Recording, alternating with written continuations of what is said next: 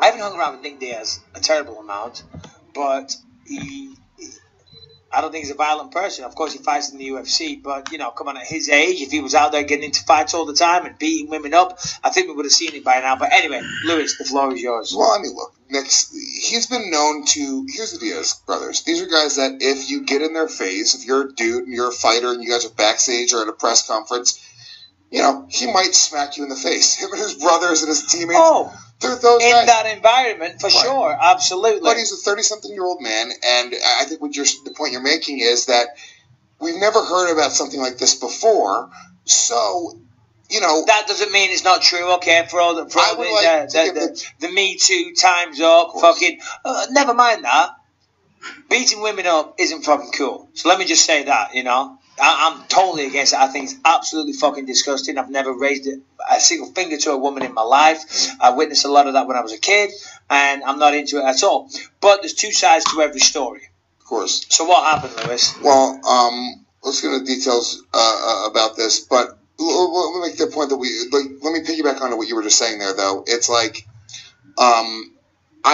as a fan of Nick Diaz, and I know you are as well, I would like to give him the benefit of the doubt and hope that there's more to the story than Nick Diaz just abusing a woman, right? Because he was arrested on domestic abuse charges in Las Vegas, right? And what I know of the story is it was like 7 or 8 o'clock at night. The cops come. He resisted arrest apparently. 7 or 8 p.m. Yeah. So you're not that fucked up by that stage. Yeah, it's not like 4. Unless you're still on it from the night before. Really I've heard that some people do that. I mean, I've never done that, but, you know, I hear that sometimes people go all night and they carry... Anyone with 2 bits of a brain can see where Michael Bisping is going with this. And I agree, man. I think we should gather the evidence of the case and then see who the plaintiff is, what the plaintiff's history is, what really transpired according to the police report, according to both the eyewitness accounts and the said people involved in the violent altercation. I think to jump to conclusions, assuming that Nick Diaz is guilty, that's too far of a stretch. And I don't think that, honestly speaking, right, if this is 100% true the way it's being reported, Nick Diaz arrested for domestic violence, he did the deed and now it's time to do the time, I don't see the UFC punishing him. And just bear in mind why I think they won't punish him. Recently, Dana White started a show called Dana White's Looking for a Fight or something like that, the Contender Series, something like that.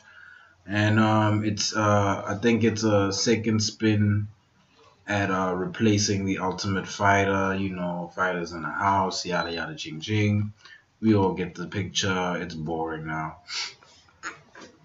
But recently, Dana White signed Greg Hardy to a contract with I think the Contender. I think it's a couple fight contract. It's a 2-fight contract, if I'm not mistaken.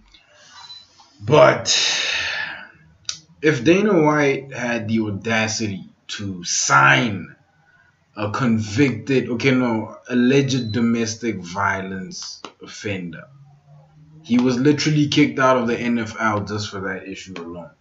If Dana White has the balls to sign that guy and release Nick Diaz, then we have a 3-way lawsuit. The Me Too movement is going to sue Dana White, then they're going to sue the UFC. You might as well sprinkle a bit of Leslie Smith in there because that case is going to come up. If this really happens that Nick Diaz gets kicked out of the UFC, but Dana White signed Greg Hardy, just imagine what that would sound like to a judge who knows who Greg Hardy is. You know, I think the UFC should tread lightly with cases like this because they don't have a good track record. You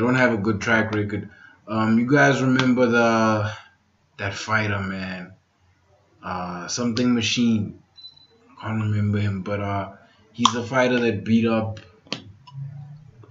Christy Mack put the beating on her, man. And I just wanted to know where he is. Let me know what you guys think. Like, comment, subscribe, and I am out.